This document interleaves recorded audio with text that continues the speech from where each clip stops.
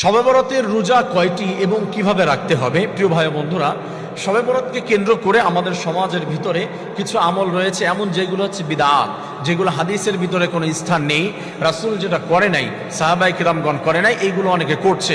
আবার অনেকে এইগুলো ছেড়েই দিচ্ছে যে টোটালি শবে বরাত বলতে কিছুই নেই, এটার ভিতরে কোনো আমল নেই। আমার প্রিয় ভাই বন্ধুরা, এই বিষয়গুলো আমাদের জানতে হবে।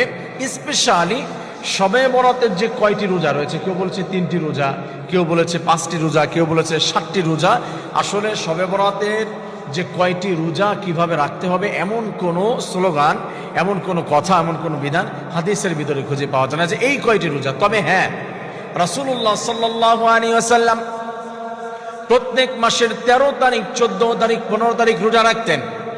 যেহেতু শবে বরাত 14 তারিখ পার হয়ে 15 তারিখের জন্য আমরা শবে বরাত পেয়ে যাই, সেই জন্য আমরা এই দিনটায় রোজা রাখতে পারি। আবার রাসূলুল্লাহ সাল্লাল্লাহু আলাইহি ওয়াসাল্লাম প্রত্যেক বৃহস্পতিবার, সোমবার রোজা রাখতেন। এটাকে কেন্দ্র করে যদি আমাদের এটার সঙ্গে মিলে যায়, তাহলে আপনি রোজা রাখবেন, তাতে কোনো বাধা নাই। আবার যদি আপনি মনে করেন এই দিন